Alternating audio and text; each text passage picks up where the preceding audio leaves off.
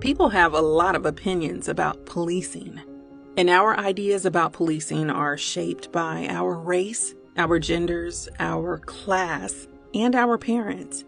For example, most white people have very little interaction with police. In a recent study, 77% of white people had no contact with police in the previous year.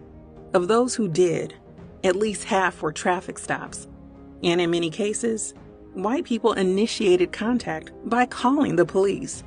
Since they have little unwanted contact, many white people's opinions about policing are not based on personal experience. Dominant culture, especially mass media, sells us the image of officer-friendly, but whose experience is that actually based on?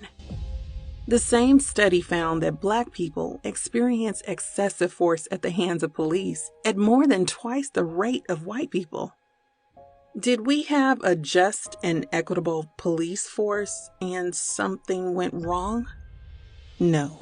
Policing in the South emerged from the slave patrols in the 1700s and 1800s that caught and returned runaway enslaved people. In the West, police departments were formed to keep Native people out of cities built by white settlers.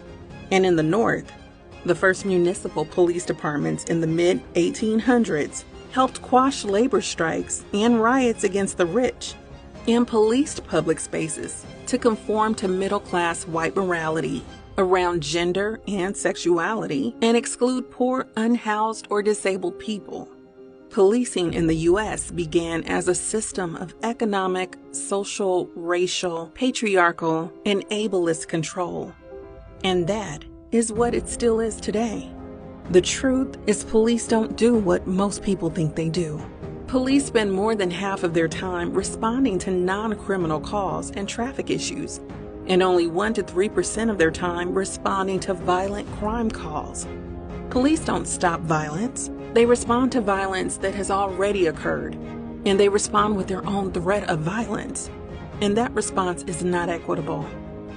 When people of color are involved, police often engage violently.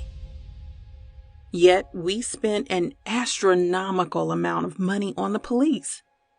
Over $100 billion a year. Let that sink in. The demand to defund the police is about minimizing the role and power of police in our society. It's about demanding that the government stop writing blank checks for racist control, containment, and punishment.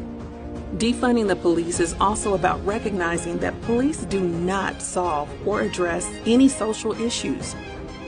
They do not prevent harm.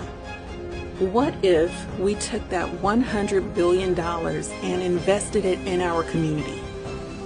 What if we had housing, access to healthy food and clean water, health care, healing, cooperative businesses, education, child care, parks, art, and community services?